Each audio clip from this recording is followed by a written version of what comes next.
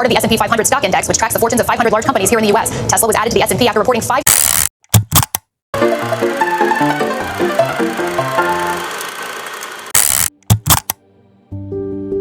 Whatever you are doing right now, watching this on phone, sitting in a building, or driving a car, you are relying on steel. It is literally the skeleton of modern civilization. But if I ask my generation, Gen Z, what they think about working in steel, they don't picture rockets or skyscrapers, they picture this.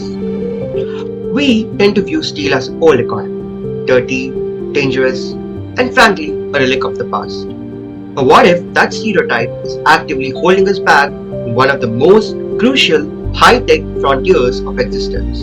I wanted to quantify this perception, so I surveyed my peers. The results were humbling for the industry. When asked if they would consider a career in steel, the overwhelming response was a hard no.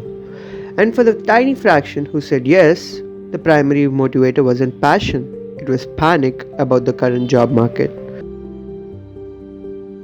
Compared to a fast-paced semiconductor industry, the steel making does feel a bit slow and traditional.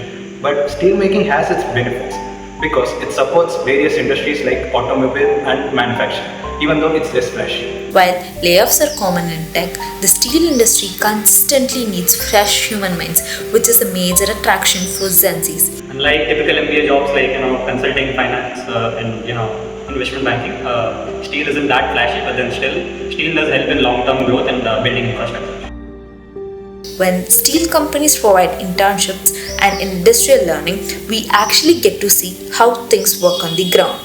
It also proves one important point that AI cannot replace a person sitting in the control room of a blast furnace making real-time decisions. Opportunity to see how the steel industry actually works, it completely changed the way I looked at it. I realized that steel making is not just about machines or production numbers, it is about experience, responsibility, and trust built over years. As a student, I initially thought technology all learned could improve everything, but being inside the industry showed me why human decisions still matters the most. You will get early responsibilities from the beginning. As a young engineer, I'm directly involved in real-time production, quality control, safety and operations. And what we learn here is not just a theory, it's all about practical and hands-on experience that really builds our confidence.